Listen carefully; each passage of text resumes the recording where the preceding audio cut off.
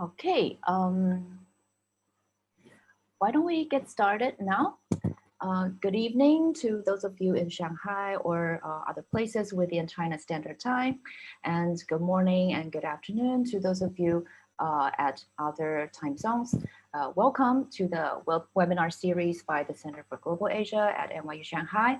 Hi to our NYU Shanghai students and faculty, and hi to those of you who are our outside colleagues and friends from the list. I recognize some old faces and I also see some new ones. My name is Selena Hong, Assistant Professor of Literature and the Interim Director of the Center for this year, acting alongside our Director Tan Sen. Throughout the semester, we have already hosted many webinars, and today's event is the second to touch on gender and sexuality issues from the perspective specifically of intersectional politics, which I believe in the next hour and a half will particularly highlight the Transpacific media circulation of the sex worker figure and the public emotions or affect that result from this ever-evolving media network. For this topic, I think there's probably no better speaker than Professor Lilly Wong, and so we're very honored to have her today. So allow me to introduce Professor Lilly Wong. She is an associate professor in the Department of History and Critical Race, Gender, and Cultural Studies at American University. Her research focuses on the politics of affect, emotion, gender, sexuality, racial capitalism, minor transnational solidarity movements, as well as media formations of Transpacific Chinese, Sinophone, and Asian American communities. So I think that from the scope of her scholarship, you can see that some of the examples in her talk today might be drawn from Chinese, Sinophone, Asian American cultural productions. Lilly Wong is one of the founding board members of the Society of Sinophone Studies. Her work can be found in many journals, including American Quarterly, Journal of Chinese Cinemas, Asian Cinema, Asian American Literary Review, Pacific Affairs, and China Review International, among others. She has also published book chapters in several edited volumes like World Cinema and the Visual Arts, Queer Sinophone Cultures, Divided Lenses, War and Film Memory in Asia, and most recently in Keywords in Queer Sinophone Studies, which can be considered as a sequel of sort to Queer Sinophone Cultures, published in 2013. Lilly Wong is the author of the book Transpacific Attachments, Sex Work, Media Networks, and Affective Histories of Chineseness, which came out of Columbia University Press in 2018 and is the basis of her talk today. In fact, Lilly has visited us in Shanghai several years ago when I organized a Sinophone Studies workshop. But back then, that was for a very small targeted circle of scholars, and not really an open big talk like this. So technically speaking, I have to say that today is her second visit to NYU Shanghai, although virtually. But I guess this virtual platform of Zoom really adds a very special, surreal layer to this idea of how affect moves or gets circulated through the Transpacific media networks. And since Lilly's talk today will touch on media networks, I think there's no better person at NYU Shanghai to be her discussant than our very own Professor Pan Weixian from Interactive Media Arts, whom I'd also like to introduce. Professor Pan holds a PhD in Film and Moving Image Studies from Concordia University, Montreal. Prior to joining NYU Shanghai, she taught at Mel Hoppenheim School of Cinema at Concordia, and also worked as the lead coordinator and researcher in the Global Emergent Media Lab. She collaborates in several initiatives, including digital ethnography workshops and live streaming working group. Her research focuses on the intersection between global media and environments, particularly the ways in which environments are mediated into political territories and engineered as part of the new technologies of social governance. Her current book project, China's Southern Digital Environments as Geopolitical Contact Zones, examines how digital media shapes the materiality and political imaginary of land, sea, and air. So today's proceeding will be like this. Professor Lilly Wong will give her talk first. Then after her talk, Professor Pan Weixian will offer her comments. Then I will invite everyone in the audience to join our general Q&A. For this, there are two ways to ask questions. The first is by using the Q&A function in your Zoom control panel, okay, where you can see, okay, at the bottom of your Zoom window.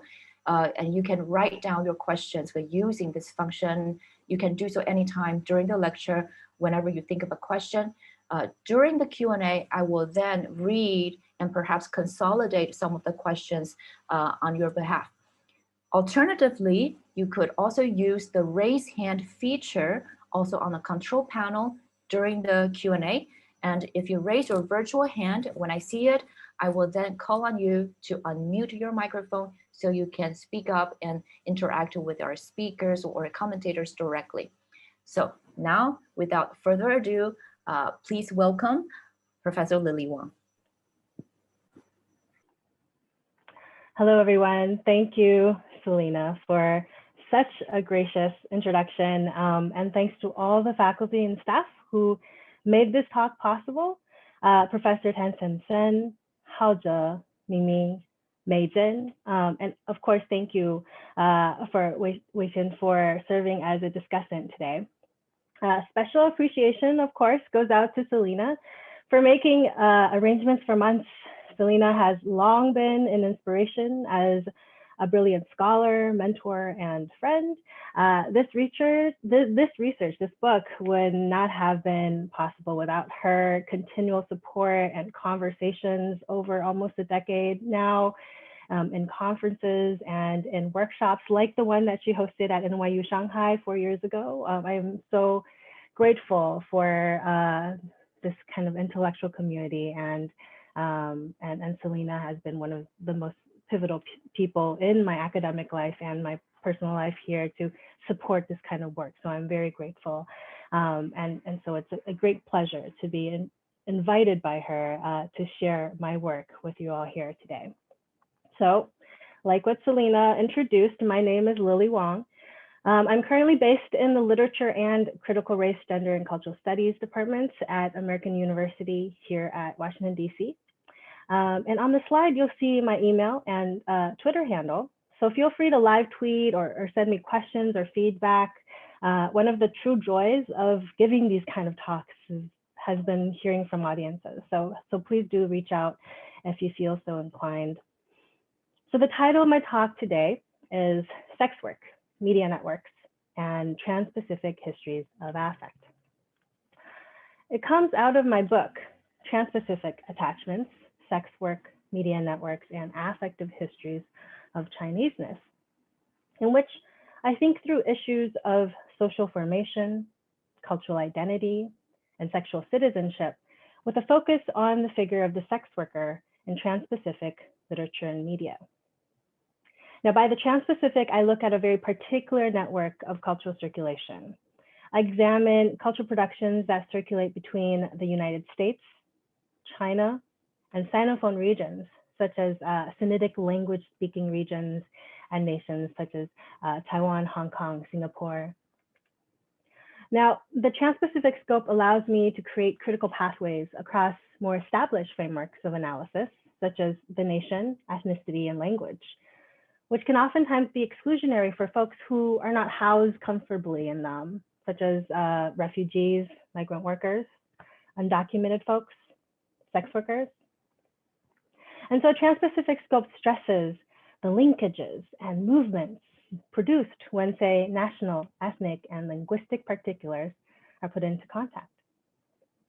So for instance, the book reads the recoding of so-called Chineseness as a particularly charged contact zone within a Transpacific ideological network. With the Transpacific framework, our attention then moves away from the authenticity of national or cultural origins, since currents are produced collectively and through the process of contact. It emphasizes relationality. And so the book studies not necessarily the truth value of Chineseness originating in any particular location, be it the United States, China, or Sinophone regions, but the affective impact or cross currents, so to say, created by these intersecting conceptions of Chinese characters. The book particularly focuses specifically on the so-called Chinese sex worker, or by extension, the figure of the Asian sex worker, as a Transpacific trope. So to begin, the most obvious question would perhaps be, why focus on the Asian sex worker to think through issues of Transpacific social formation? Well, the figure of the Asian sex worker has long operated as a trope for both Asian American sexuality and Asian modernity. In a way, the figure constitutes a pivotal reflection on the link between not only sexual, cultural, and class marginality, but also between Asia and the Americas. So a good example would be in the United States, the management of Asian migration through laws such as the Page Act of 1875 reads Chinese working class female immigrants as all sex workers, unless proven otherwise, thereby banning all working class Chinese female immigrants from entry into US borders under the name of anti-trafficking for decades. Now, whenever I teach this in my classes here in the US, I ask my students, how could we ever have thought that a whole demographic of women were of one occupation and that one occupation is sex work? How is that even logical? How could we even contemplate passing a bill so illogical as that? Well, this is when then we start thinking about perhaps not how, but why. So what is its impact, right? What does such legal measures do? What is the material effect of such laws?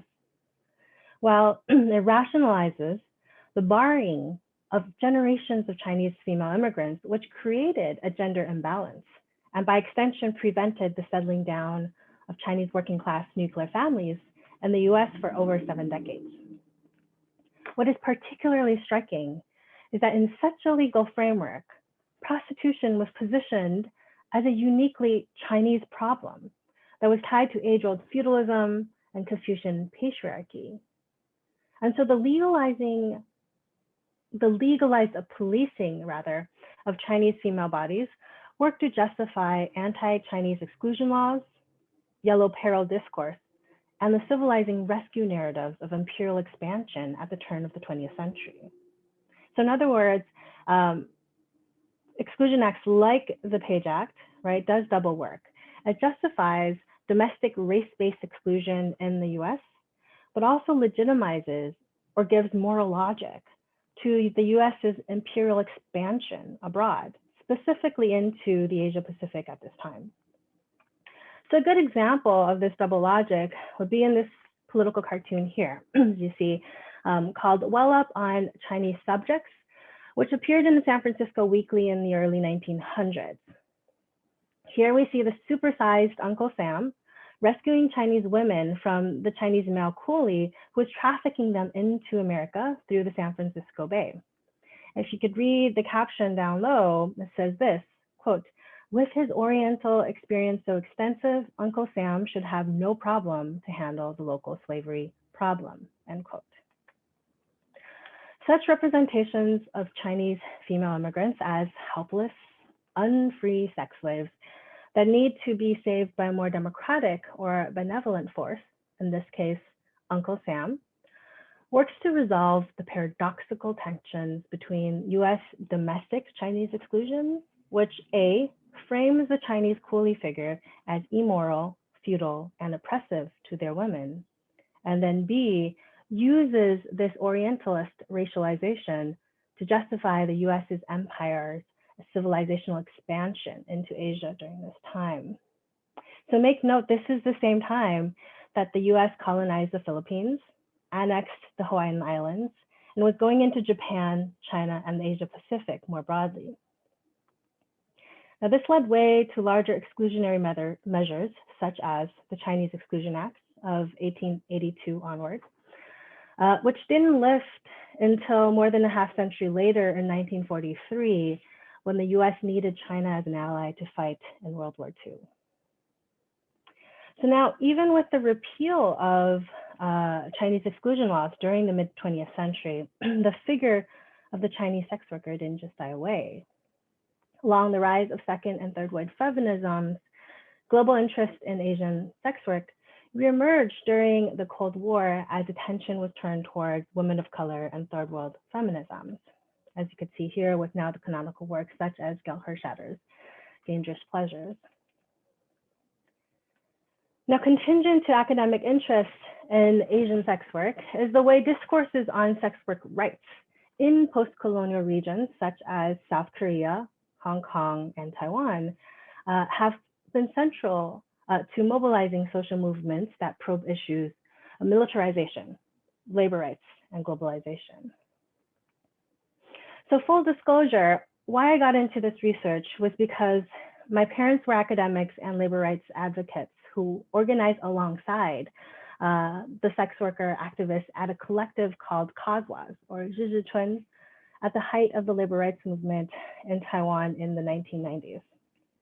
So my book started off as an attempt to extend or contextualize the labor rights work that I witnessed and really admired growing up by taking more of a cultural studies perspective, looking at the symbolic and discursive work of sex work through Transpacific circulations of text.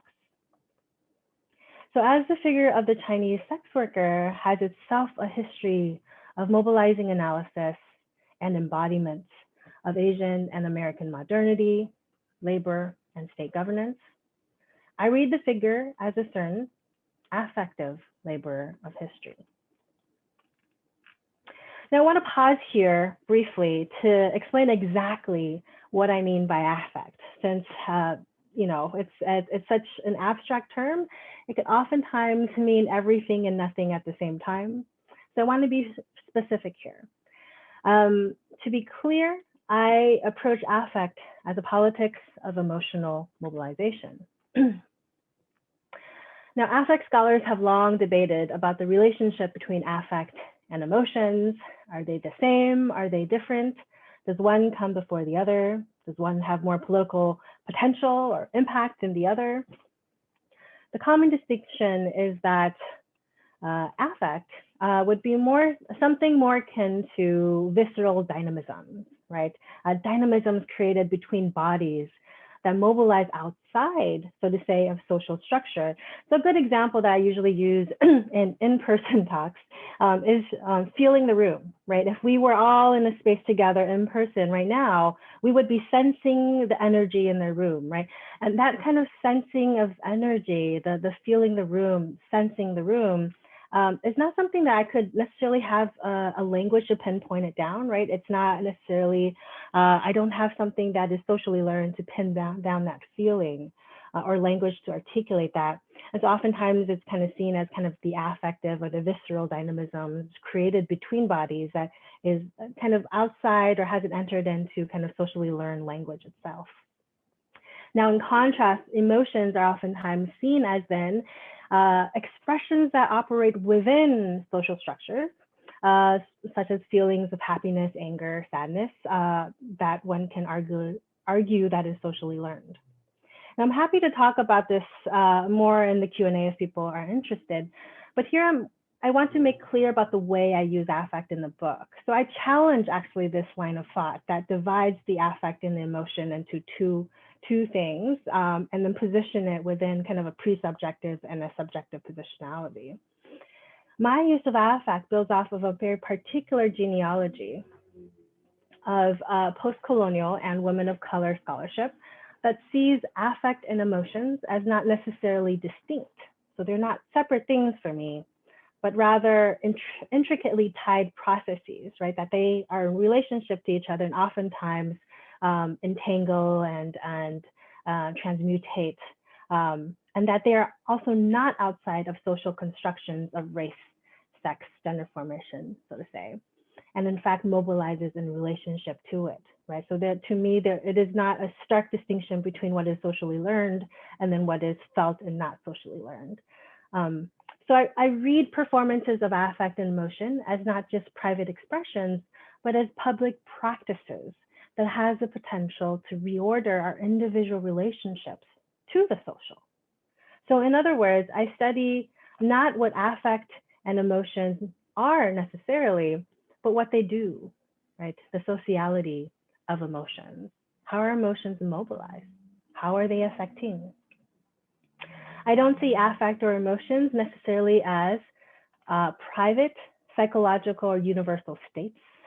I see them as historically specific social cultural practices that are tied to material conditions and have material consequences.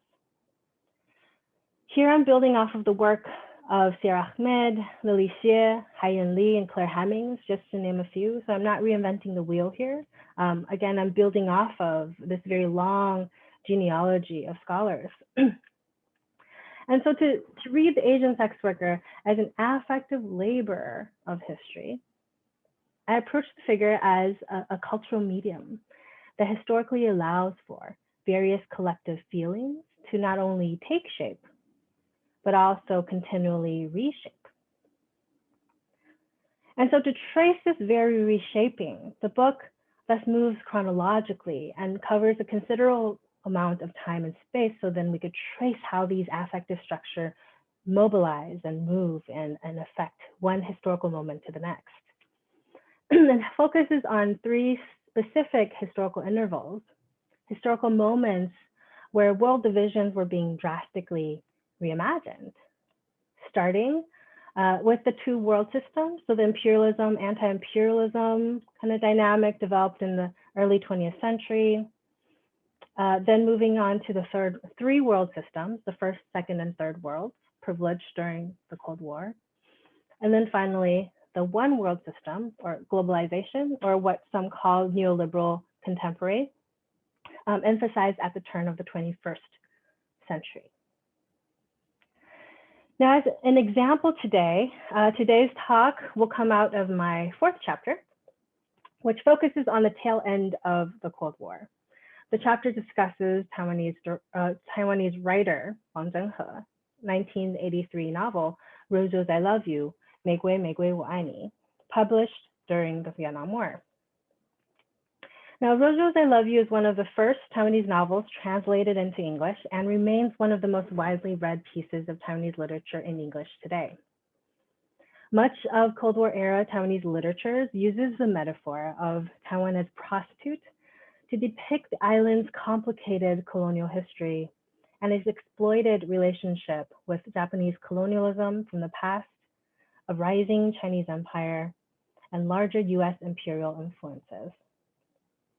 In Rose's I Love You, Wang also alludes to the trope of Taiwan as prostitute, but alters its affective connotations.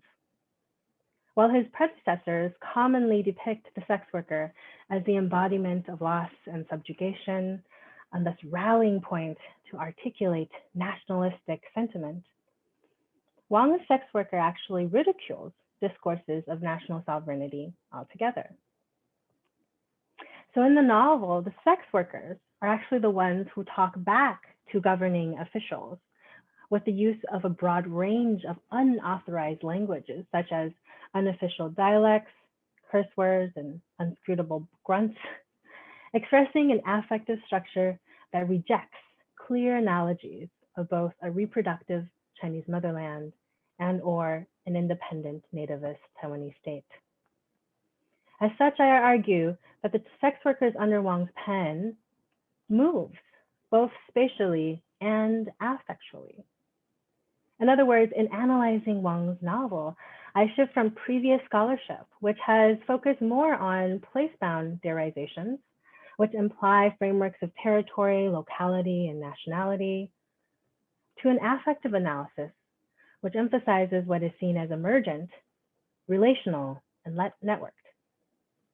So just to be clear, I'm not arguing for us to cut off or discard geopolitical analysis altogether. It is very important work. But I'm only saying to advocate for an extra dimension to it, right? How about us hold on to those place-bound theorizations, but to put it into motion, right? To move it in different directions and put it into movement, so to say, through relational and affective analysis, right? It can be both. So for those who haven't read the novel, don't worry, I have a brief introduction. Rose, Rose, I Love You is a satirical novel set during the Vietnam War. It details one day in the life of a Taiwanese coastal city, Hualien, as its residents receive word that 300 American GIs might soon arrive for a weekend of rest and recreation.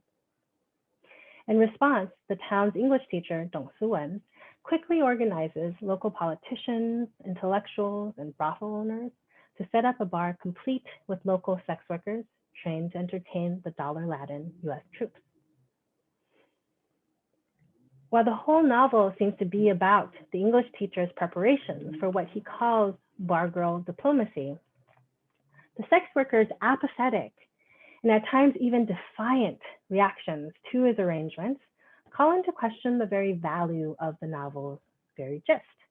In other words, the plot actually might not be key. There really is no plot in the novel. In fact, the story ends before we even find out whether or not the American GIs even arrive. So it would seem that instead of plot development, what is emphasized is rather the translational politics involved in Wong's very use of language. This can be seen when the English teacher gives the sex workers English names and tries to teach them how to pronounce it. Quote, "Now, repeat after me. My name is Patricia." Nothing. Speak. Ma. As her face crimsoned, student Lee seemed to be calling for her mother in Mandarin before her voice gave out. Ma, ma, mane. Here, student Lee's struggle to articulate the very first word of the English self-introduction is reflected within the narrator's depiction of affect, actually, marked in red here, being peppered with silent nothings, ellipses, and fragmented dashes. Now, this doesn't only persist for a page. It goes on like this with dashes and nothings and ellipses and crying and a lot of those kind of fragmented affective representations. This goes on for 9 full pages. And finally, after pages and pages of stutter and silence, snot and tears, the sex worker, Soon Lee, eventually pieces together a string of words. Quote, "She forced herself to raise her tear-streaked face. Her lips quivered until she finally managed to do as she was told. Mane yi shi ba." She chewed on her lip and whimpered for a moment. It sounded to everyone as if she had said barekishia. Mane yi shi shi barekishia. She done it. She said the whole thing. Suwon was beside himself with joy. So in this scene, we actually hear coexisting of the coexistence of separate yet intersecting narratives. We detect, for instance, marked in black, narratives which celebrate the English teacher's successful introduction of bar girl English, so to say. But yet marked in blue, we also hear competing sentiments or affective elements announced through the depiction of Soon Lee's tears of embarrassment and fear. And finally, as seen in red, we hear sounds of disobedience through Soon Lee's English, so-called, rendition of the name Patricia, which retains the sound of her cursing, "I'll give you hell and beat you to death," if heard in a combination of Mandarin Chinese and Taiwanese dialect. So these narratives are allowed to coexist, mediate, and at moments remain incommensurable to each other in terms of meaning, and untranslatable in terms of sound. So for the narrator, as the narrator recollects a cacophony of discourses, dominant and minor, ideological and affective, he construes a fable of Taiwanese nation building, which deconstructs power relations between languages and the articulation of Taiwanese national identity in the face of US involvement. The story closes with the popular song, Rose Rose I Love You, 玫瑰玫瑰我爱你. While the sex workers were taking a lesson about the popular venereal disease, Saigon Rose, the English teacher had a stroke of genius. He thought they should sing the song, Rose Rose I Love You, 玫瑰玫瑰我爱你, to welcome the American GIs. 玫瑰有玫瑰最娇美，玫瑰有玫瑰最艳丽，窗下开在枝头上，玫瑰有玫瑰我爱你。 As a tune that has already both English and Mandarin versions, it was in the English teacher's mind the perfect song to sing to welcome the American GIs. In fact, the song's lyrics arguably echo the novel's satirical jest. The sweet and charming roses here allude to both the sex workers that are to sing about them and arguably the sexual love they are to market as they lure their clients to, quote, wound their tender stem and precious bud. To push this reading further into the realm of the oral, we can see that the Mandarin pronunciation of rose, 玫瑰, sounds eerily similar to that of America, 美国, especially if sung out loud. 玫瑰有玫瑰，美国美国. Moreover, the translation of Saigon, as in Saigon Rose, the venereal disease they were learning about, Qigong. Qigong in Mandarin looks and sounds identical to the Mandarin term for Western tribute, Qigong. Now this adds on a layer of satirical meaning to the tale. For as Josh Kuhn argues, music is never completely detached from politics or the history of it. So I go on to stress that what amplifies the politics attached to both the history and the study of musical circulation is the way it moves, with attention to both the spatial and affective dimensions of the term. And so in the final stretch of this talk, I'll focus on tracing a Transpacific genealogy of the song Rose Rose I Love You, 玫瑰玫瑰我爱你, which the novel is titled after. The song emerged into popularity when performed by Shanghai actress Zhou Xun in the 1940s. Sung by the noted sing-song girl and further popularized through China's mainstream commercial cinema, as opposed to so-called left-wing revolutionary cinema at the time, Rose Rose I Love You was one of the many tunes dismissed as so-called yellow music. As Andrew Jones explains, so-called yellow music was regarded by both the nationalist government and left-wing intellectuals as decadent sound. To them, it promoted political passivity and seduced citizens away from unified sentiments of nation building and anti-imperial resistance. Indeed, after 1949, yellow music, or Mimi Zhi, like Rose Rose I Love You, was banned only to reemerge in different forms across geopolitical borders. Rose Rose I Love You's English version, for instance, was released by Columbia Records in the US in 1951, written by British radio presenter Wilfred Thomas and sung by American singer Frankie Lane.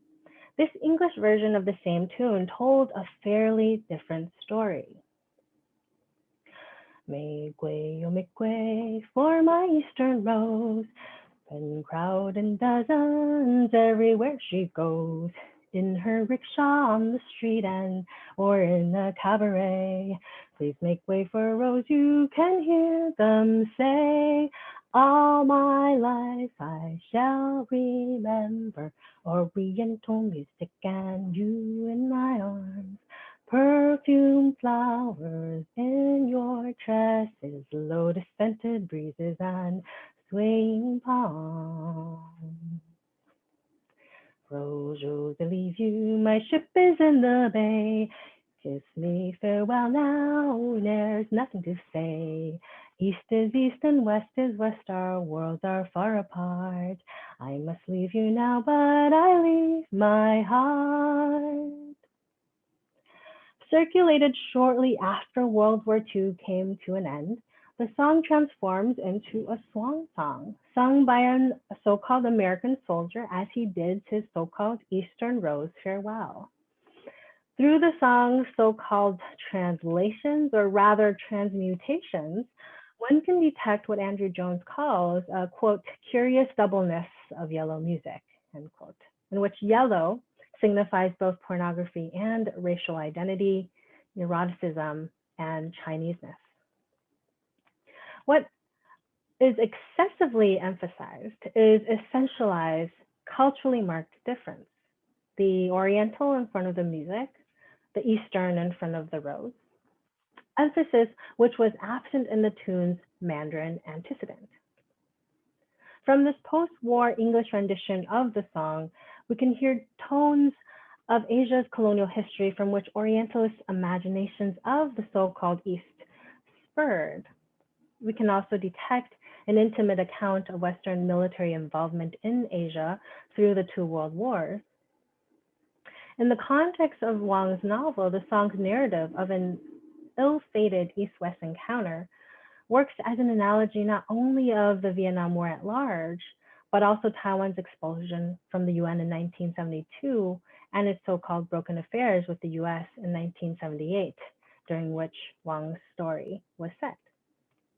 However, many have argued that the most immediate source of Wang's inspiration for using the song in his novel is the Hong Kong filmic remix of Shanghai oldies in the films Hong Mei Gui and Long Xiang Feng Wu.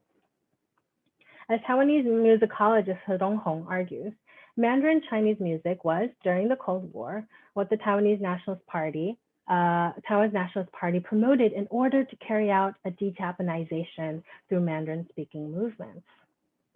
Mandarin oldies such as Rose, Rose, I Love You were then redeemed from its so-called yellow past and now being recoded as clean and healthy mediums to articulate what He Donghong calls a nationalist structure of feeling, or in other words, a state-regulated Taiwanese feeling of unified yet entertaining anti-Japanese and anti-communist sentiments.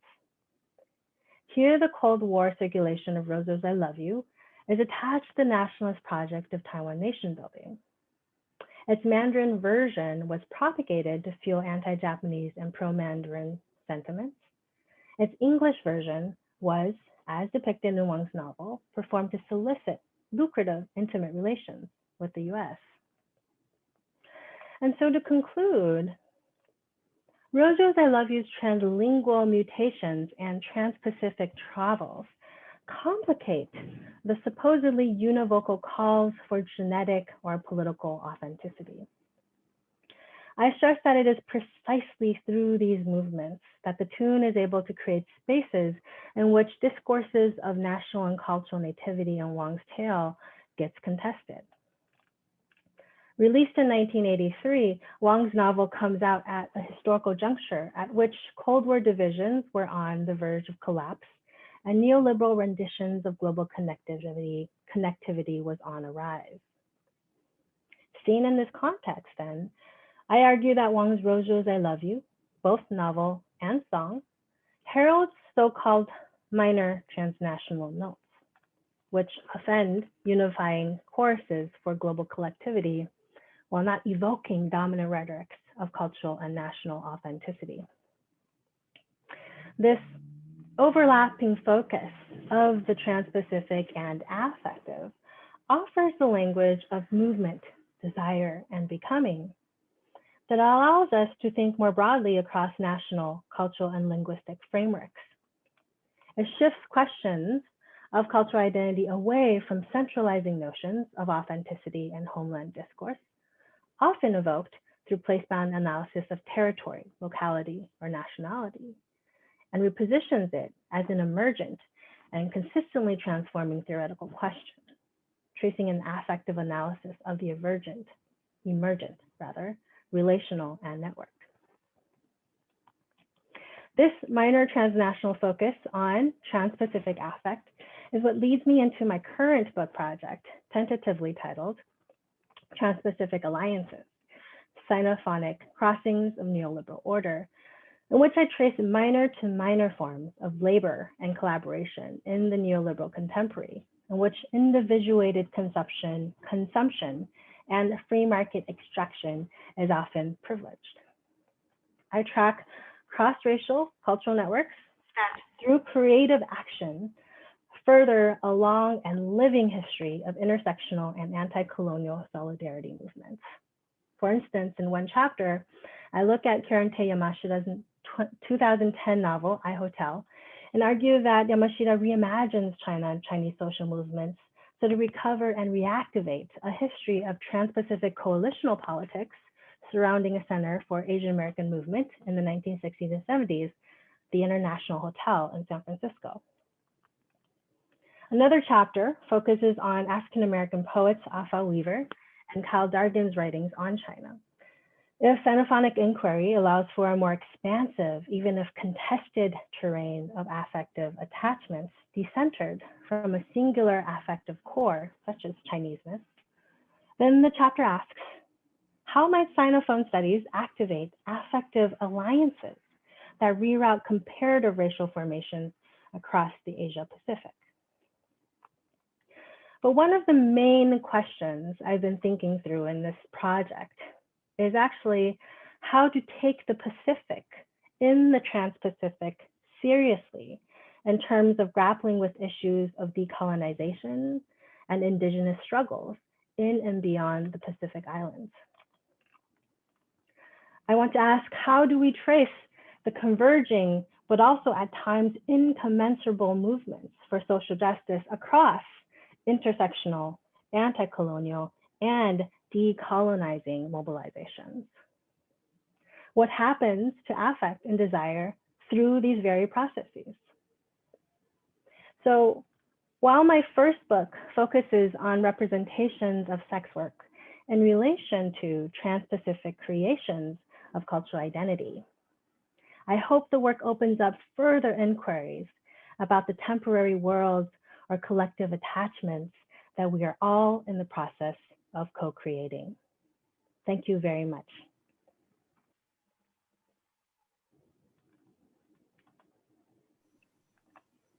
Thank you so much, Lily, for the talk. And now I would like to welcome Professor Pan Weixian to provide her comments. So first of all, thank you so much, Lily. I know that given the time of the presentation, you only be able to talk very briefly about one among many of the chapter. But I think it gives quite a nice overview of the strengths, or one thing that I really enjoyed about the book is how you think across different kinds of textuality. Right, thinking across literature, music, cinema for a huge part of the book is revolve around.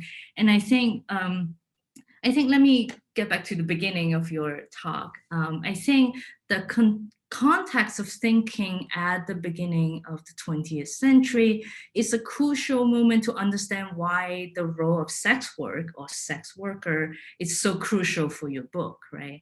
That from the very early on moment between the kind of tensions of the US and Asia nationalism that already determined that sex work is such a charged image or figure, right? That across sexuality, race, and class. And so within all of this historical and political moment, we get to see how they were mobilized, right? Very differently for ideological purposes, and how they also move. Whether it's moving a song or moving a particular group of people. And I think that's eventually one of my questions is both connecting the beginning to the end of it, that that larger visions of how thinking about this longer historical genealogy helps us perhaps to answer a really urgent question and the current moment of thinking, how do we use this notions of thinking of something like Chineseness beyond the debate of originality, right, authenticity, and the place-bound notions of what Chineseness actually means, so that to lead to a broader kind of, whether you say it's transboundary or transpacific alliances, right? How do we talk across this different, community, right? I have. I mean, I can continue, but I think this might be a good starting point to open up conversations, and we can come back to some of the other topics. Thank you so much, Wei-Shen. That's an excellent question. I really appreciate you also kind of contextualizing the stakes of the project itself, and I really appreciate that. Absolutely, right. So there's a reason why in the first book I insisted on tracing a rather large temporal span, right? That I insisted on kind of tracing a historical genealogy, partially because what I'm looking at is how kind of perceptions or characterizations of collective engagement or collective sentiment, such as Chineseness, is construed actually across the Pacific, right? That is not necessarily coming from one particular place, but it's in that circulation and the movement itself, tied to historical circumstances, the material conditions of that historical moment, such as the Page Act example that I started with, that has very material consequences, right? This is when the metaphorical and the material are actually tied together, right? Precisely because of the imagination of so-called Chinese backwardness or Orientalism that's popularized through, of course, modern colonial ventures and Orientalism as discourse. It has material manifestations like hard policy, like the Page Act, that with the combination of the Cable Act, which prevented US citizens from marrying non-US citizens, and that marry non-US citizens would take away the US citizens' citizenship itself. So combine the Page Act with the Cable Act, with the Alien Land Law, you're ensuring transient labor, right? So labor force that will never be able to form nuclear families, settle down, have home ownership, own land, so on and so forth, for almost 7 to 8 decades itself, right? So there's very material consequences to this. Now, to your question about why this historical purview is important for today, I mean, arguably, we're kind of back in a very similar yellow peril moment, right? And a huge part of that is the kind of intensifying geopolitical relations across the Pacific. You see that, and I imagine that this will only intensify as the years go on. And this pivot towards Asia Pacific in terms of military involvement, in terms of finance, in terms of political engagement. And so this is where then these sticky concepts, right? And it doesn't have to be Chineseness, but these sticky concept of Asianness and Americanness then start activating and move. And so even within this particular moment, just given this past summer, right, that you see the rise of anti-Asian sentiments across the globe. But at the same time, this is also tied to, of course, legacies of colonialism and imperialism that is hinged on larger frameworks of anti-indigeneity, anti-Blackness, racialized classism, so on and so forth.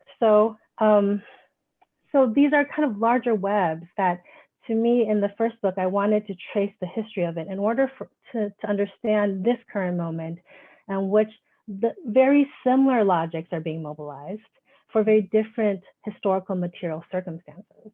I hope that answers your question. Linda, would you like to get to some of the audience questions? Yes. I'll just quickly, follow up on Wei-Shen's question by, saying that I think, at least to me anyway, this is one of the most important takeaway, point that I get, from your project. Not just the fact that it is important that we start to think about alternative ways of engaging with the notion of Chineseness. And, Wei Chen talked about that, right? Away from, or not just, not away from, but, building on what you call in the book, the authenticity discourses, right? Surrounding Chineseness, but adding, the affective approach to, this discussion, because it appears very challenging, very fuzzy, very sticky, very difficult to parse, that it in fact perfectly shows how this constructed notion of Chineseness really works, right? For not just for communities, but for individuals, right? Because I think one of the important key phrases that you were used in the book is the idea of spilling over, right? So the spilling over of this notion, or quote unquote identity category of Chineseness across many different identificatory categories, critical frameworks, but also desires. And even within a single individual, desires do not always cohere with each other, let alone desires across different people and across different communities, right? So contradiction is always there, and an approach through affect as a kind of politics of emotional mobilization seems to be a very urgent, additional perspective on this notion, this sticky notion of Chineseness. But I think I also want to return to I guess Wei Xian's opening remarks on your engagement with that, and this is also how you started the talk, by tracing back to that earlier history of Chinese migration in the late 19th century and early 20th century. And I think in this regard, one of the written questions, that I just saw, from one of our audience members talks about that, that focuses on the figure of sex worker, not just within the context of U.S. Legal framework in the turn of the 20th century, but also how, in addition to that, part of the discourse surrounding Chinese sex workers frequently consider or hypocritically consider the Chinese woman as victim, right? But if we sort of expand this conversation to include other kinds of discussions around Asian / Chinese sex workers, and here I want to read her question. So here, Jing Yi, in her written question, says that I also noticed that in a current era, besides the women who are in lower class and passively choose sex work as a source of income, there are actually more women who have received education and even have a job in a company or small business and still take the initiatives to earn money from sex work.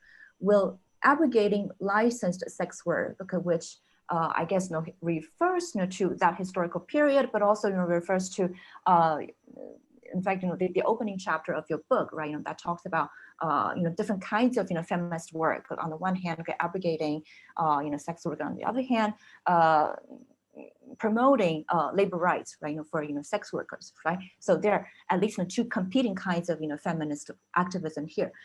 So the question is, will abrogating licensed sex work then violate their own pursuit of freedom?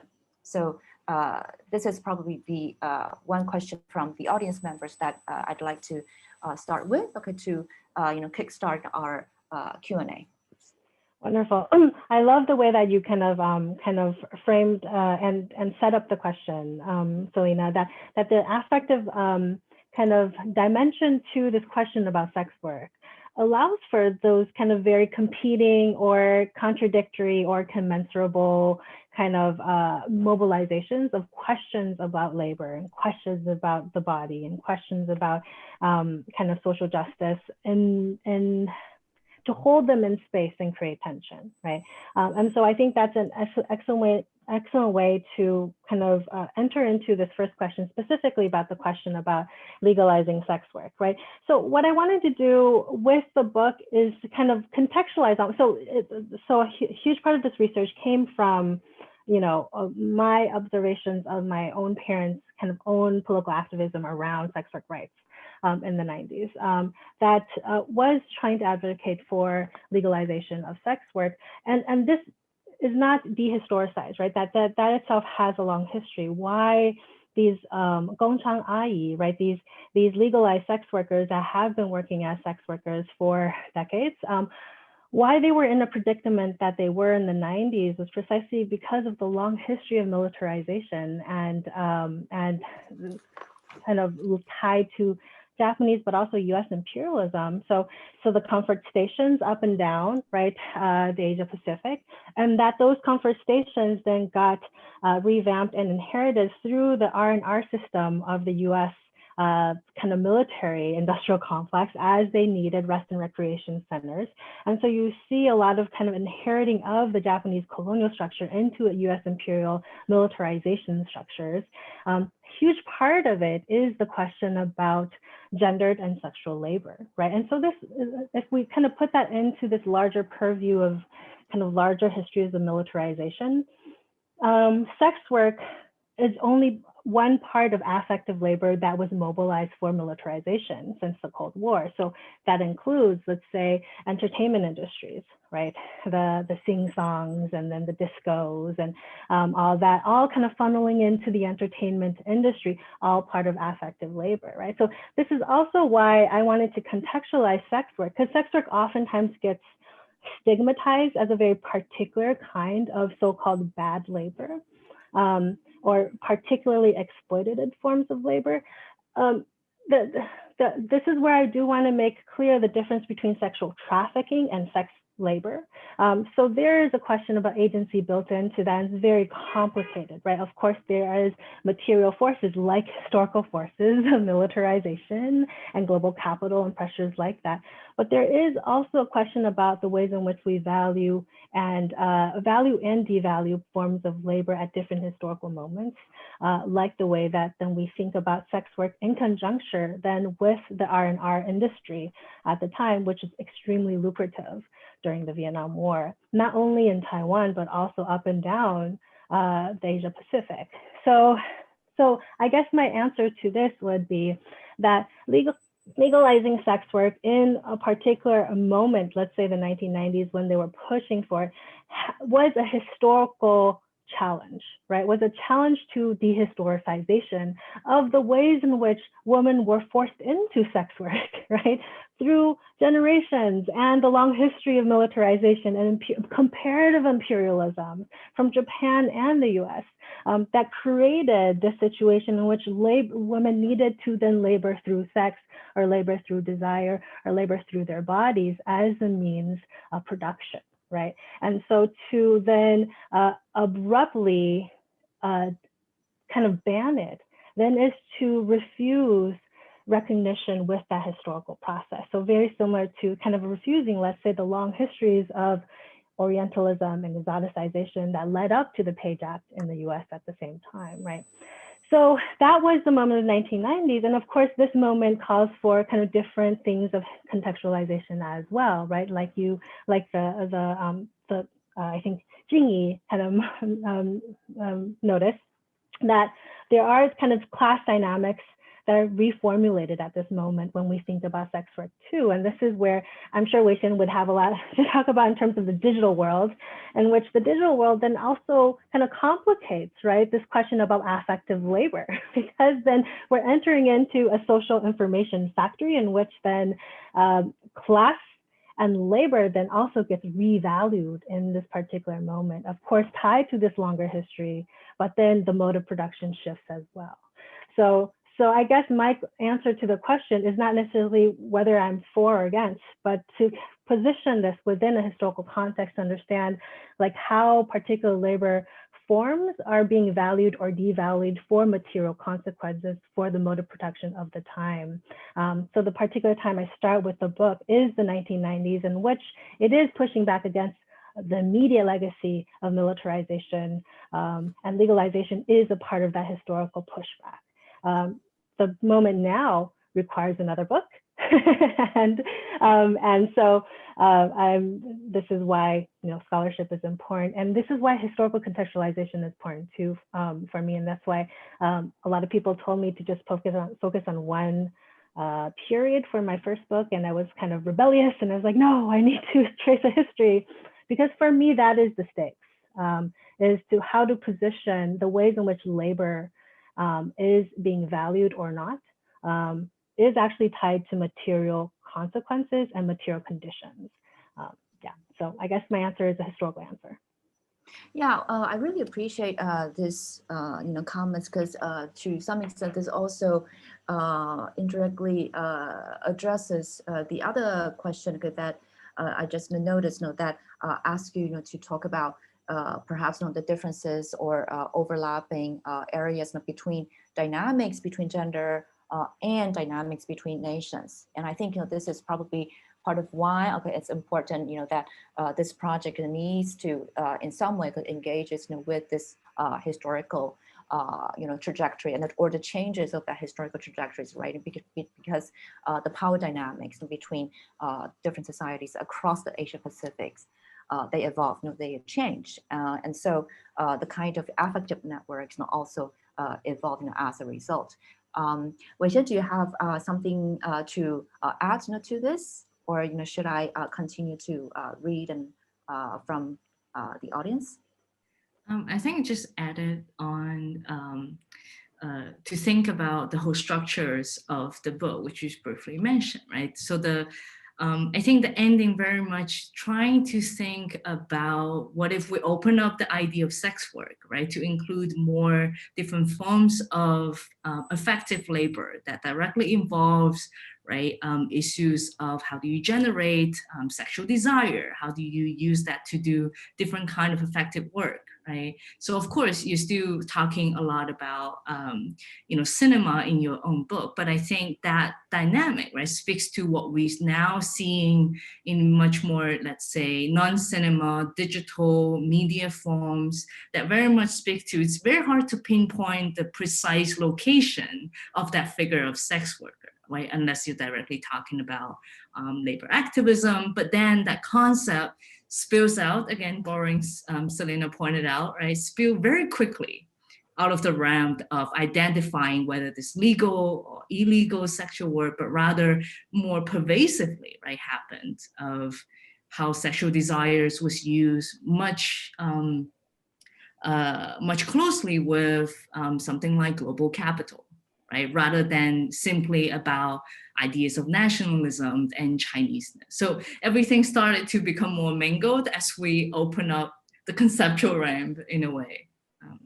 I love that, if I could kind of respond to Wei-Shen's point, I love that you kind of brought up this question about spilling out. That a huge part of my argument, right, is that we trace these structures, right, these historical material structures, but also allow space for the spilling out, right, the kind of the access of it all, which oftentimes spill beyond the legal ramifications, right, in a way that it does kind of speak to the arbitrariness of kind of national state regulations or national frameworks or identitarian categories that are tied to a lot of times these material structures that are always kind of one step behind what the embodied lived experience is. And so this is where then the affective and the cultural realm becomes really exciting, is that like the cultural realm has always spilled beyond the legal structure and has always spilled beyond the material structures that are seen as legible. The illegible has always been there.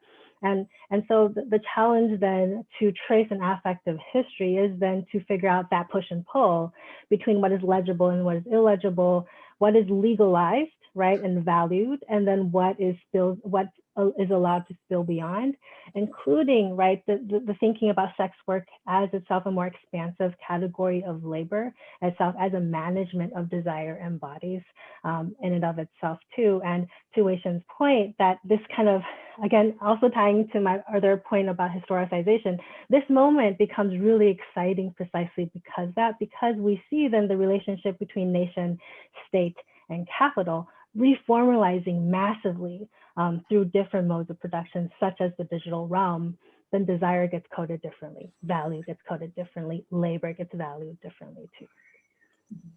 Hopefully my second book could deal with that more extensively. Yeah. That'd be great. Okay, I guess we could go to the next batch of questions that I have gathered.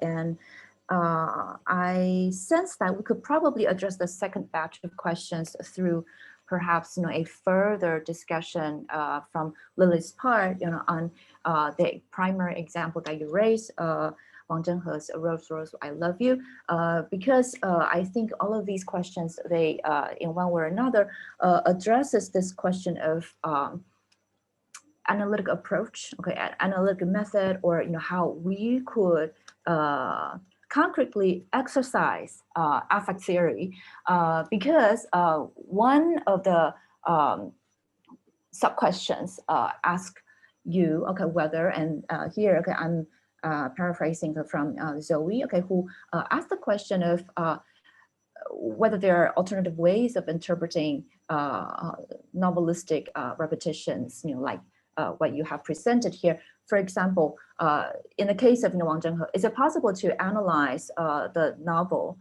from a self-orientalization kind of perspective, right? And that, in fact, leads me to think about the question that I myself also have, in the sense that, well, if affect, as you said, okay, is something that yes, is both social, but also to a certain extent exceeds, that what you call the subjective level, or the purely linguistic level, right? That is difficult to pin down, difficult to describe. Then, to what extent would our analytic, quote unquote, linguistic or logocentric engagement with affect still work, and effectively so? Or is there something very frustrating about engaging with works like this, right? Especially when you raise examples from the inscrutable grants, right? From the group of women who are being trained through the bar girl diplomacy, right? In the novel, right? So how do we, quote unquote, read the perhaps deliberately illegible or inaudible or quote unquote inscrutable sounds and voices? What is the limit? What is the promise and limit of our affective and intellectual engagement? This leads to several other questions, and such as by Kanan, and I believe Grace also asked that question about generally how can we use the paradigm, or maybe you wouldn't want to call it a paradigm, how can we use affect to talk about sociality? So I guess that probably would push the conversation further, and perhaps in a way requires to give us some more clarifying explanation on well, besides the fact that it seems to stick with us. Now, how can we materialize, how can we verbalize what we are doing here as critics, as readers, and as film viewers, as concerned people who care about what's happening in the society? I love that. These are excellent questions, which actually goes to the direct stakes of the book, actually, in terms of if it offers kind of a beta testing of whether or not an affective and transpacific analysis works as a way to trace these alternative forms of engagement. And then it becomes kind of, I guess, considered as offered as a beta test.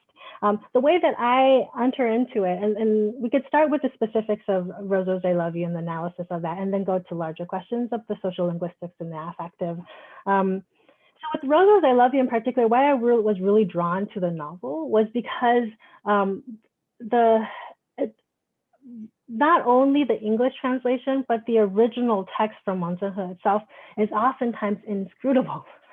So he bakes in so much language and the transmutation of language, right? So this is I teach the English translation in my classes with my US students all the time, and they're so frustrated. There's no access in because you can't understand it, and because there's a layering of at least 10 different kinds of linguistic form and the playful play with it, that there is no direct translation, right? That so much of it is inaccessible. And to me, that is what is so exciting about the book, is that is not unique to the English translation. The Chinese version, the Mandarin script version is very similar because you have a mix mash of transliteration of English, Japanese, Hokkien, play with kind of local dialects through Mandarin script. So there's already a play with the limitations of language in the novel itself, even though the novel was put on the page. So it really opens up to really a more kind of playful or mischievous, what I would call in the book, I say it really calls for a more naughty or mischievous reading in a way, which actually needs to access all senses in a way, because it says, like the way that the novel has no plot, it speaks to its own limitations, that there is no plot line, and then that the language itself, if we solely look at language and translation, it is not enough for that very access. And so this is why, for me, it really opens up different senses. And the title of the chapter in the book is called A Sense to the Ear. So kind of figuring out how it activates different sensations.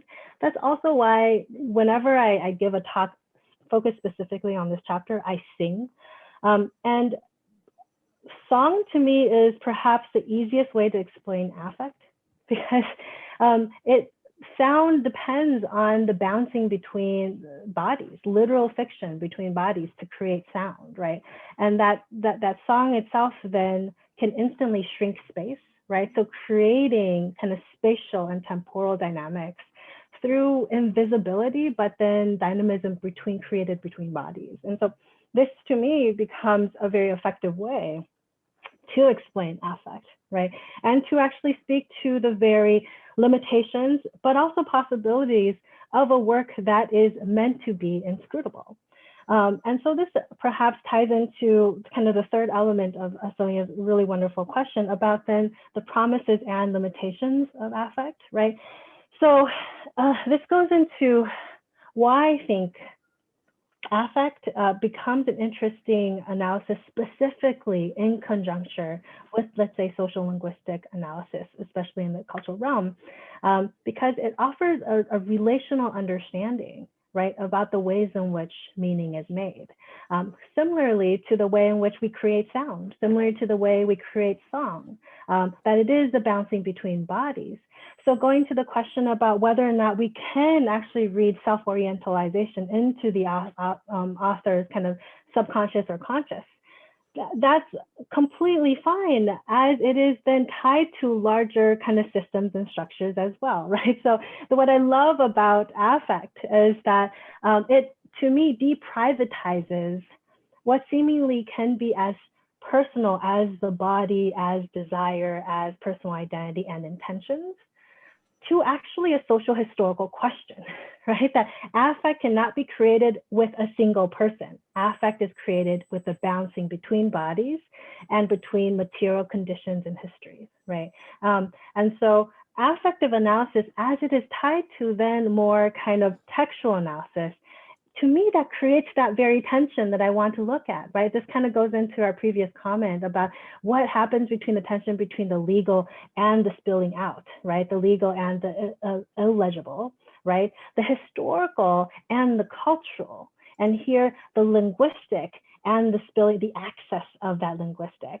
That to me is what the potential of the affective can bring, is to deprivatize was perhaps hyper-privatized ideas of identity, of intentionality, of culture, and to tie that into an ever-shifting historical material relation itself. And to me, going again back to the historical question, to me, this is the kind of work that is more urgent than ever now.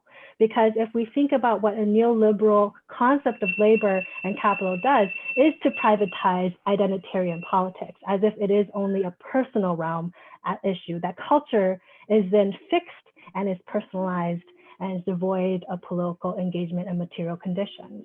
What an affective analysis does is to refuse that privatization, to then tie labor and identity and culture into a larger theoretical question that has long had material conditions and historical relations tied to that itself, right?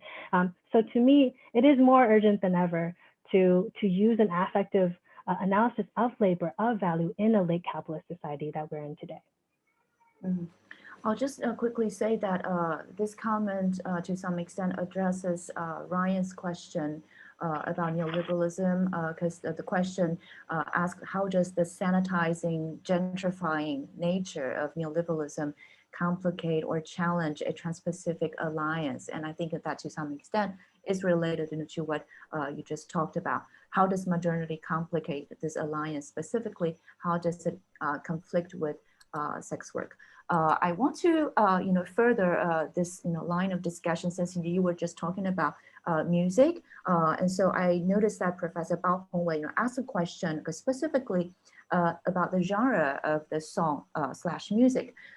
So here, Professor Bao says, the song is a popular and even jazz type love song whose music easily translate across national borders. The topics about rose and love also translate easily cross-culturally. So how do we tease out the cultural and media specificity of music in your analysis? Love that. So going to Professor Bao's question, why Megwe Megwe Waini becomes really, to me, interesting is kind of tied to my previous answer too, is that it is also hyper-local and translocal at the same time. So it has multiple translations. So there's English and Mandarin versions, of course, but it also cuts across different historical moments. I think the key is then to tie together, right, both the elements that can move easily, right? Specifically to Professor Bao's point, the question about, the imagery of song and desire and roses, right? Those are things that can mutate or or move easily, right? But also the particularities of the fact that the song was at different historical moments banned or repackaged for particular state purposes. That itself is the hyperlocal, right? And it is, to me, the tension between the hyperlocal and the expansive, and to trace that tension between, again, the legal, the legible, the hard, and then the soft. That to me is where really exciting analysis can come from, right? So that we're not stuck within just one element of, let's say, Orientalism or one element of state governance, but also that those elements are actually in conversation to each other historically, right? That, let's say, the nationalist government in Taiwan's kind of repackaging of so-called these Shanghai oldies as actually state manifested forms of Mandarin education, that is tied, of course, to the Cold War, and it's tied into the Cold War politics of it all. That is tied into, of course, the longer question about imperial militarization in Asia Pacific from the US at the same time, right? So to me, the song itself having both elements, the element of easy translation across, but also the hyperlocal itself, that itself creates that historical contingency. To me, that is where, that's gold. To me, that's gold.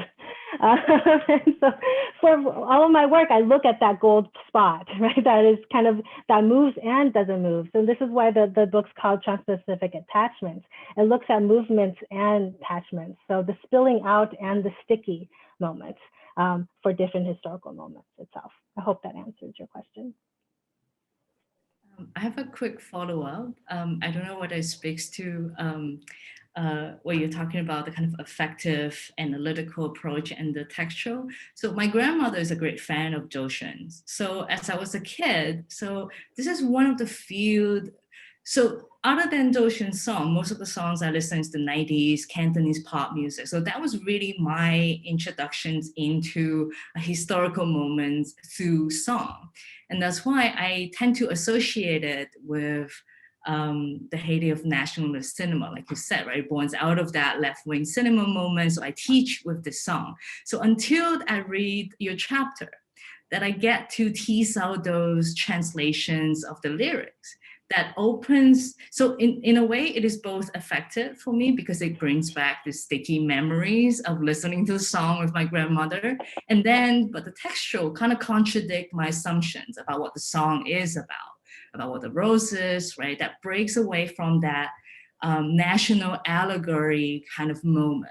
and say, oh, there is a very material, imprint of the songs, right? That's perhaps not in my own personal, private moment of identifying with the songs, but exist in a, more public discussions. And yeah, so I love that example, Asian. It really does come to bring to life what I think I've been trying to explain, right? Is that there is that relational dynamism that is allowed when you pair the personal and the material, right? And that is the deprivatization of culture and the deprivatization of intentionality and deprivatization of materiality that I'm trying to do with an affective analysis that is hinged on something that seems so stiff and fixated, like an idea of culture or like an idea of Chineseness. How does that affect, right? Something that's hyper seemingly top down and fixated, and something that seems to be effusive. So going to your example, I love that because it then encapsulates that incommensurability that I talk about in the talk, right? That can be both. And the fact that it can be both is because of these material and metaphorical toss and turns and tensions that through the lived experience of you, your personal, is actually tied to the political and the relational of the way that song is circulated. Does that make sense? So I love that example. I think it really brings alive what I'm trying to do with that kind of push and pull of analysis. Talking about the relation between, or the relationality, the shifting relationality between the personal and the political, the individual and the collective. Here I saw another question that probably goes more or less along that line, but further complicate this discussion, which is the question from our colleague Rosalind, who is interested in perhaps hearing you say more about the co-option of female bodies for the affect of patriarchal national victimhood and the women's refusals, especially within the contemporary context of xenophobia. So she's asking, are there stories of co-options and refusals against the nationalist discourse today? Or perhaps stories of queer or radical relations within the discourse of sex work. And I think this last point from her question ties very well with another, in fact, two other questions that are also interested in the question of queer relationalities, which is, one is from Ryan, and the other, I'll look at who asked the other question that is also about queer relational lens. So does this second part of the question from these set of people ask that does this Transpacific alliance have an opening for a critical work on queer relational lens, and how does queerness interact with this historically situated with sex work? And perhaps you, because in the middle part of your book, you in fact talked about this issue. So perhaps you could enlighten us with perhaps some examples that you were not able to talk about in your primary talk today. But shall we start from perhaps Rosalind's question about the co-option of the female body by the nation? Absolutely. So thank you for these really, really wonderful questions. So Rosalind, your question about examples of co-option, but also resistance in the contemporary. So I talk a little bit about that in the last chapter, chapter 5, where I kind of trace women that, so this is where I expand, going to Wei Shen's point, expand the question about sex work beyond prostitution proper to then questions about kind of women that then marry themselves out for Transpacific mobility, right? And so, so there is definitely kind of, when tracing these stories, so I look at specifically the Taiwanese film Di Zhang Hua paired with an Asian American documentary called Seeking Asian Female. And so in these two examples, these kind of so-called female brides that marry themselves for social mobility, if you trace their process, they do not subscribe then to either of their host nations kind of pressures onto their bodies, or even their partners' pressures onto their bodies, including expectations for reproduction, including expectations for integration, including expectations for sexual expression. And so to me, those are kind of moments in which what I call in the book kind of dwelling, as a form alternative to then say settling. So it becomes a different form of then localization that refuses the settler colonial structures that then co-opt specifically women's bodies and desires and labor for the service of the state, or further service of furthering a heterotypical or heteropatriarchal idea of cultural descendants or cultural reproduction. And so I see that even within hetero relationships in chapter 5, with these women entering into the marriage institution, knowing farewell that this is not for love, that this is for mobility, this is labor, right? But then also the very complicated ways in which they then resist the pressures put onto their bodies. They will cook, but I will not put my body through sexual exploitation. I will leave when I want to, right? That there is a certain kind of refusal of the expectations put onto them from their partners, and by extension, the state legal structure, right? If you think about marriage as then a legal structure, that goes all the way back to the Page Act, right? That marriage institutions become the ways in which state governance implements itself through the questions of body politics, right? That these women then actually, even though navigate that hard structure of marriage institution, refuses the very same pressures of heterotypical cultural descendants reproduction, right? And to me, that chapter 5 actually ties into a longer history of actually queer relational analysis. And this goes into the chapters that Selena is talking about. So when I look at actually the Cold War, I actually look at a huge part of one of the chapters is the Shaw Brothers industry, which served actually Chinese in exile, right, during the Cold War. It was second in production only to Hollywood at its height from the 60s and 70s. So it became one of the most cohesive languages of so-called Chinese diasporic cohesion, right?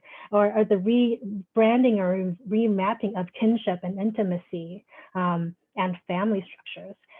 Through the Shaw Brothers industry itself. I looked specifically at their softcore archive, which surprisingly was huge. I had no idea. So I grew up watching their martial arts films and their historical dramas, but I had no idea until I did this research that the same directors, like Li Hanxiang and all these like really famous actors, were also on the side filming softcore porn, right?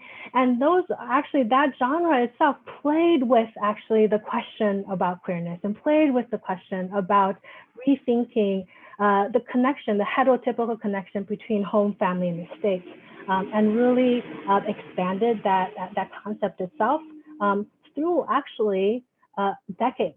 So if you kind of trace the genealogy of their own archival work, they're playing with the question about heterotypical modes of cultural reproduction from the get-go, at the heart of this huge industry empire, the Shaw Brothers. Is at plain sight with these really renowned directors and really renowned actors. So yeah, that's kind of, there's a long history of that contention and that refusal and resistance to perform state legibility and state expectations.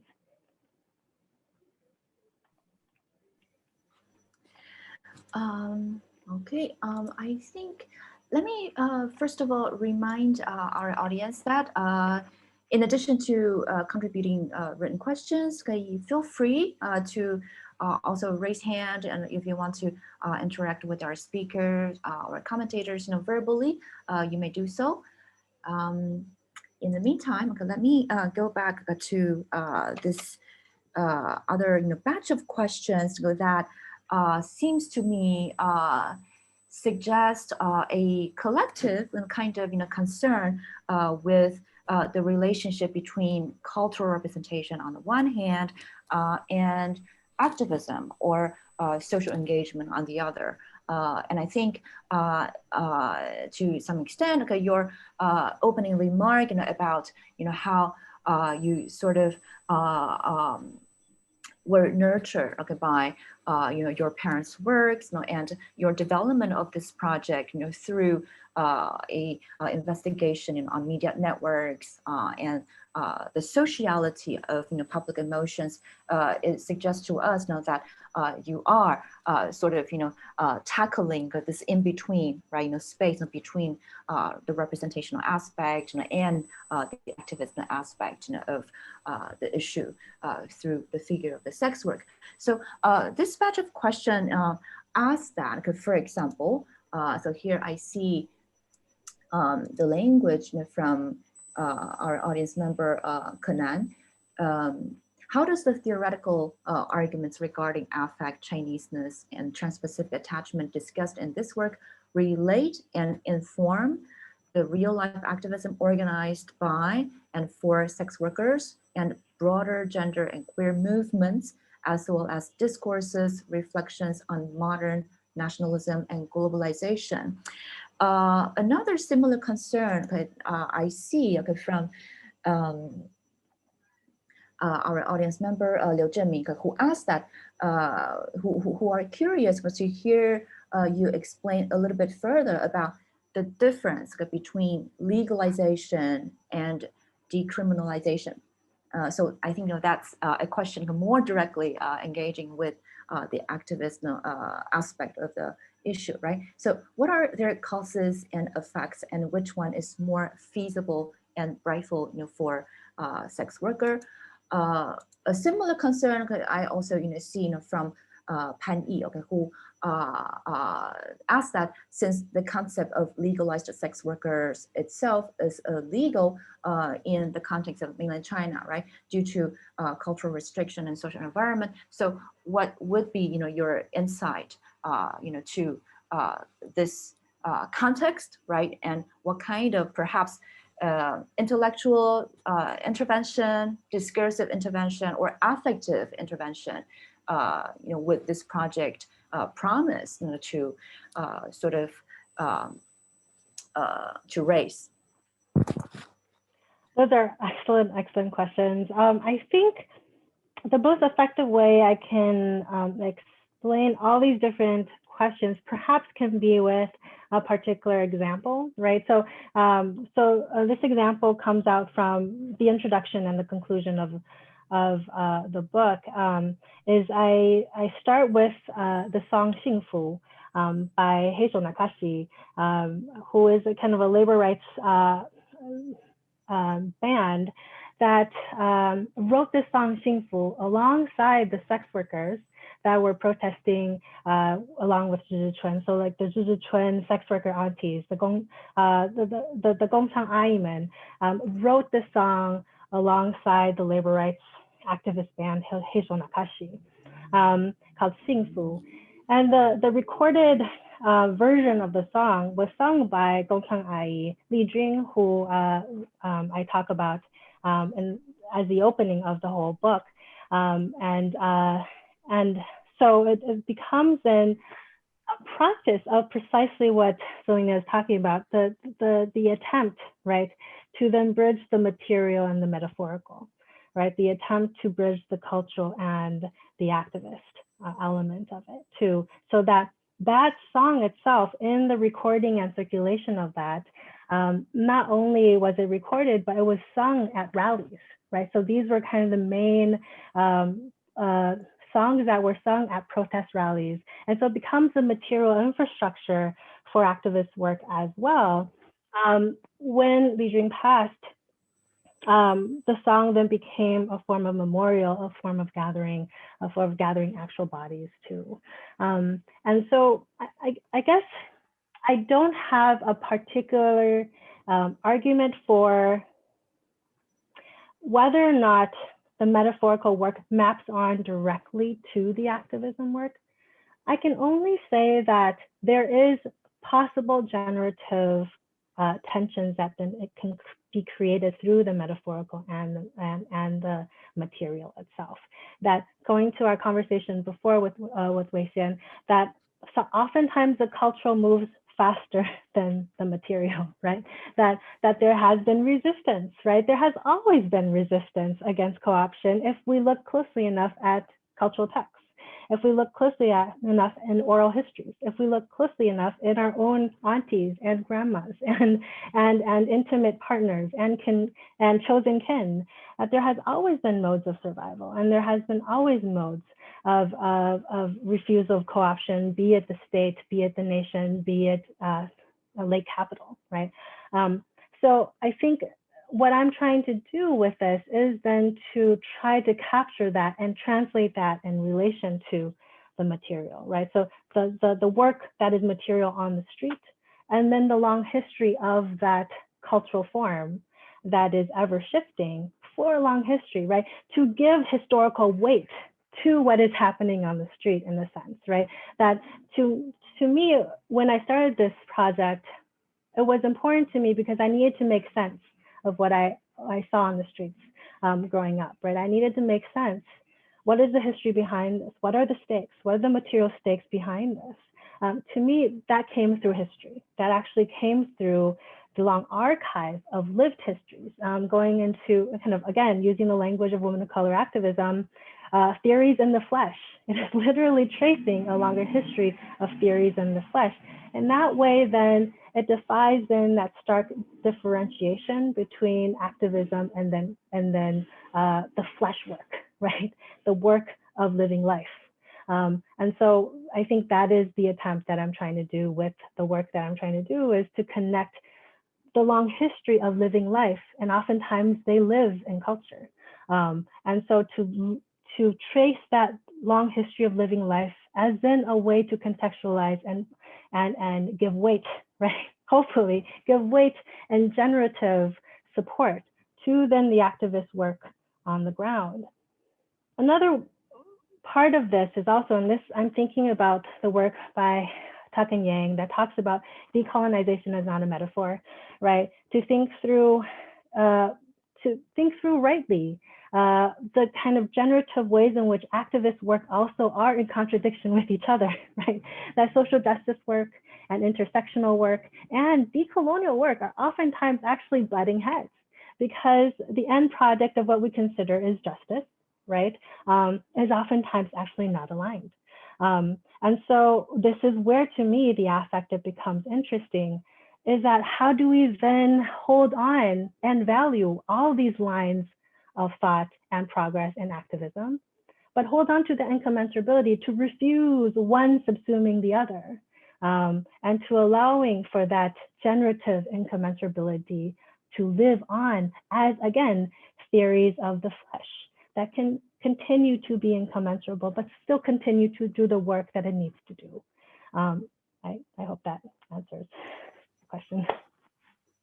Thank you so much, Lily. I really appreciate this comment because at the back of my mind, as I was reading this project, I was constantly thinking about perhaps the meta-narrative aspect of your own affective, right, engagement or investment, right, in this project. So let's say, if we as critics manage to analyze, okay, these affectively charged text, right?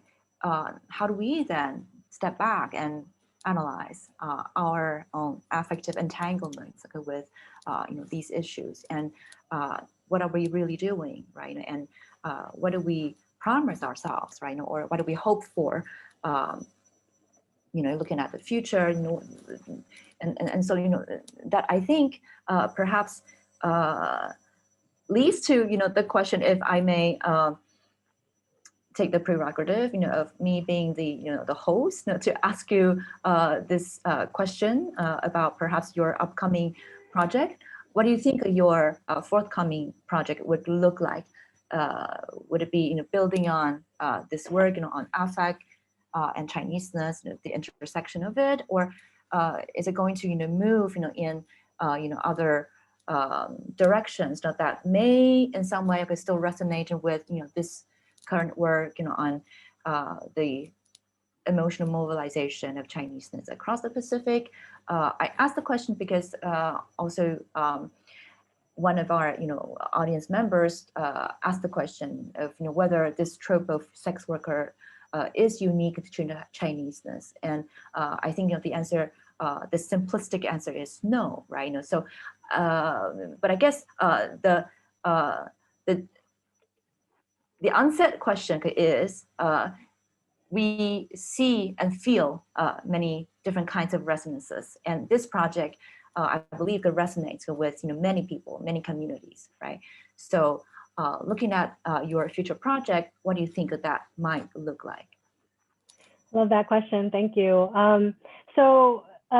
So actually, to tie in directly with the particular question about whether or not the question about sex work and sex work rights is a particularly Chinese or Asian kind of dynamic, like you said, no. But historically, at moments in times, it was framed as such, right?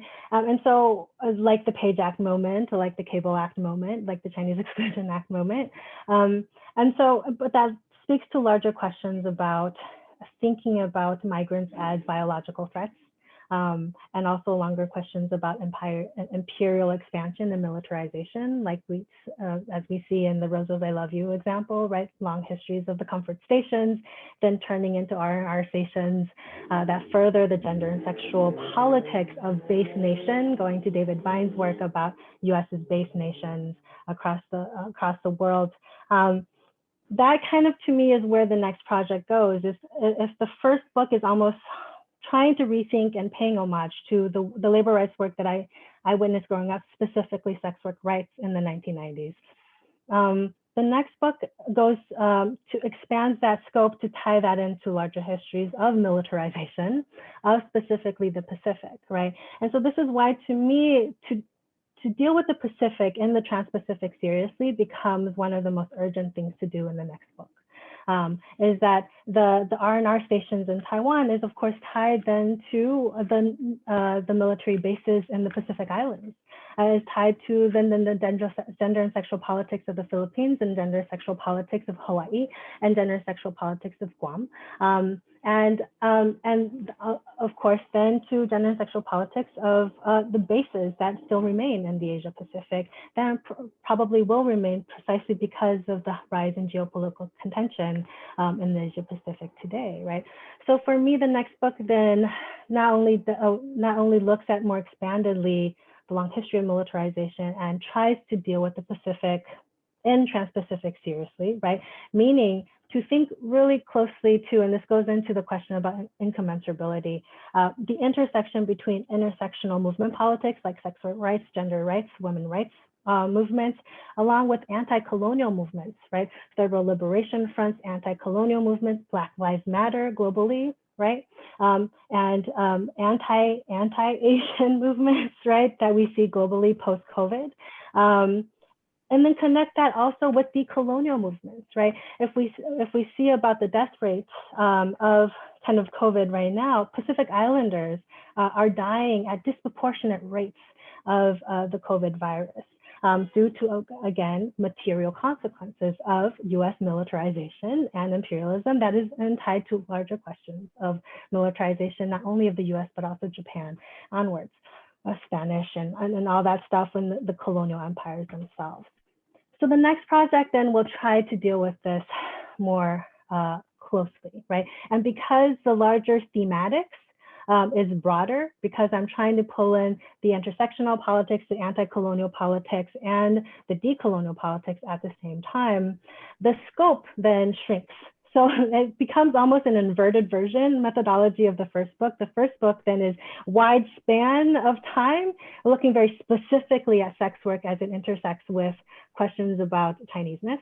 The next project kind of inverts that. So the metaphor, the